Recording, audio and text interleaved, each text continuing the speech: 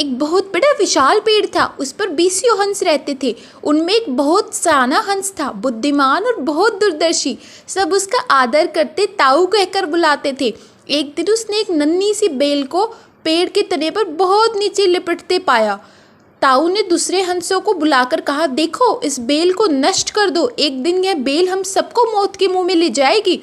एक युवा हंस हंसते हंसते बोला, ताऊ, यह छोटी सी बेल हमें कैसे मौत के मुंह में ले जाएगी? सियाने हंस ने समझाया, आज ये तुम्हें छोटी सी लग रही है, धीरे धीरे यह पेड़ की सारे तने को लपेट मारकर ऊपर तक आएगी। फिर बेल को तना मोटा होने लगेगा और पेड़ से चिपक जाएगा।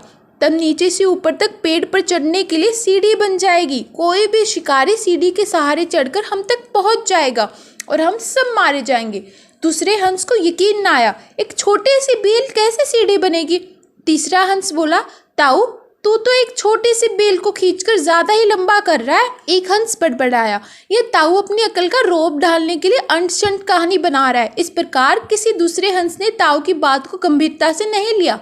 इतनी दूर तक देख पाने की उनमें अकल कहाँ थी। समय बीतता रहा, बेल लिपटते लिपटते ऊपर शाखों तक पहुंच गई।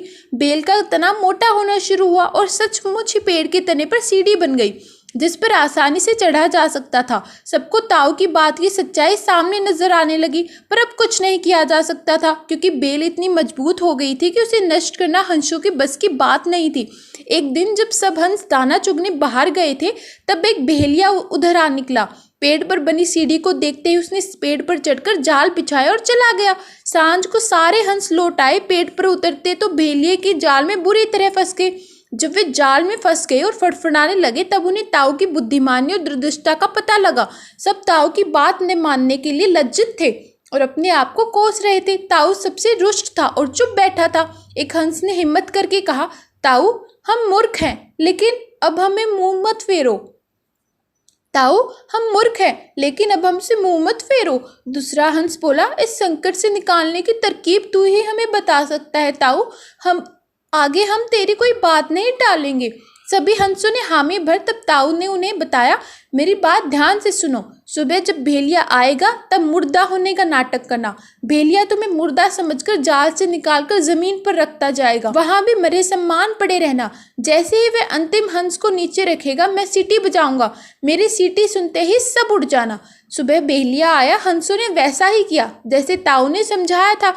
सचमुच भेलिया हंसों को मुर्दा समझकर जमीन पर पटकता गया। सीटी की आवाज के साथ ही सारे हंस उड़ गए। भेलिया अवाक होकर देखता रह गया। तो इस कहानी से बच्चों हमें क्या सीख मिलती है कि बुद्धिमान लोगों की सलाह को हमेशा हमें गंभीरता से लेना चाहिए। हमेशा हमें बुद्धिमान लोगों को और अपने से बड़ों की बात सुननी चाहिए। मिलते हैं अगली प्यारी सी कहानी के साथ। कमेंट में बताना कहानी कैसी लगी आपको। बाय बाय और सब्सक्राइब भी कर देना।